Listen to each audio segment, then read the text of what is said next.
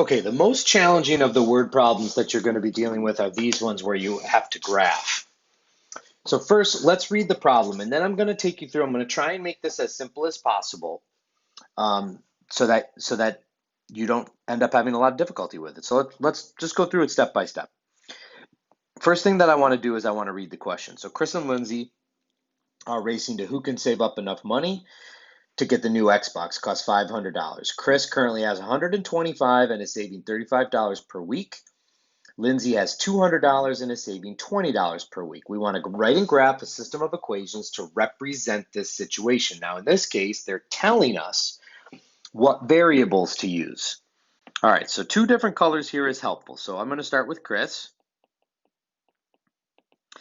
And Chris is, he has $125 and he's saving $35 a week. So Y, the amount of money that they've saved, okay, it tells right here, Y, the amount of money he saved, is equal to $35 times the number of weeks plus the money he had originally, which is $125.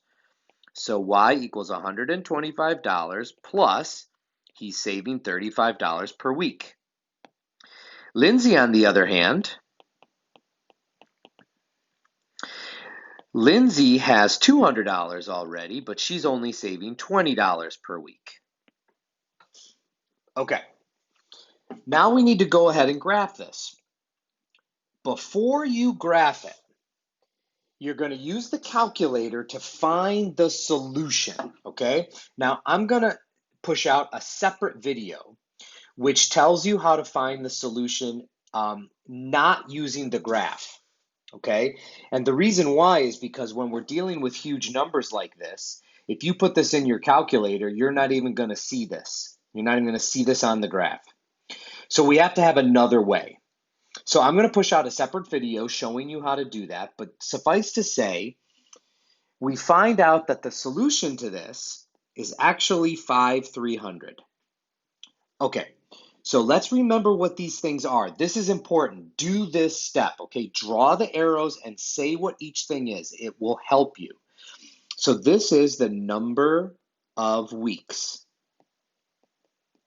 And this is the amount of money saved.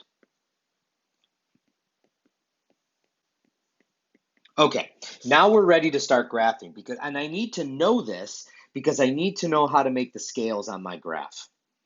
All right, here we go. Let's start by labeling. Down here, x-axis is our number of weeks. And then along the side here is going to be amount of money saved. Okay, now, this is why I tell you to try this. We want our solution to be somewhere in the middle of this graph. So I wouldn't want to do a scale that puts 5 way out here. I also wouldn't want to do a scale that puts 5 way over here. You want your intersection, because these two lines are going to cross, you want it to be somewhere in the middle. Same thing with the vertical axis. I want to end up with 300 somewhere around in the middle. Okay, so here's how I can end up doing this.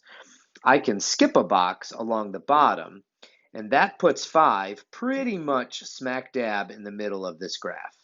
So that's good.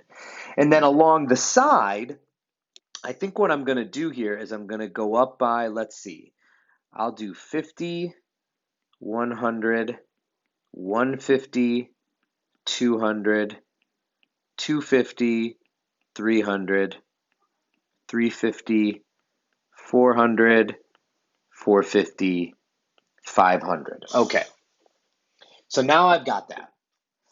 All right, so now what I want to do is I want to put in my lines. Now here's the thing. You don't have to graph all these points if there's a lot. All you need to graph any line is 2 points. Well, one point that we know for sure is our solution point, 5,300. So let's put that, 5,300. We know both lines are going to go through there because that ends up being the solution. And then, as long as I know the y-intercepts of my graphs, that's the only other point I need. So watch what I do here. I know that I've got a y-intercept for Chris at 125. Well, there's 125. That's enough. I've got enough. Draw the line that connects the y-intercept and the solution. There you go. There's Chris. That's all you need to do. It doesn't have to be more complicated than that. Lindsay, 200, and goes through the green point also, the solution point. So now I've got enough. So I was able to draw this entire graph simply using 3 points. That's it. Okay. All right. So now let's answer the questions. Identify the solution and interpret its meaning in context of the situation. Okay, well, I already identified it. 5, 300. Now, what is its meaning?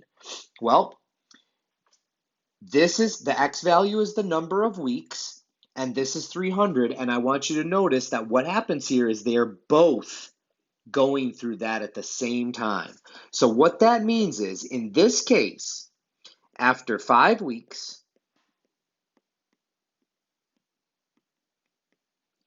both kids will have $300 saved. Okay, that's what that means. They're both, these lines represent the amount of money that they have. So they both hit 300 after 5 weeks. And then it says, who will be able to buy the Xbox first? Well, look at this graph. Chris starts out below, but then after they hit 300, now Chris has a lot more money than Lindsay does, and he's only getting more every single time. So here's the 500 mark. Chris is definitely going to get there before Lindsay does. So based on the graph,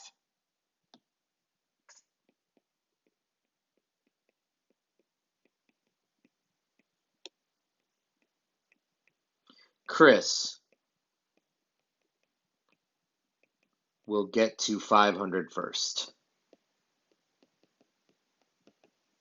Okay, so you're going to have to watch the other video on how I came up with 300, and I'll keep that short. But there's your process for graphing, okay? And the important part is that you find your solution. Find your solution, because that will help you come up with nice scales on your axes. If you don't do this first, you're going to have a really hard time. And then furthermore, you only need to graph 3 points. Graph the solution, graph the y-intercepts, and then connect them. That's all you got to do. It's very, very simple.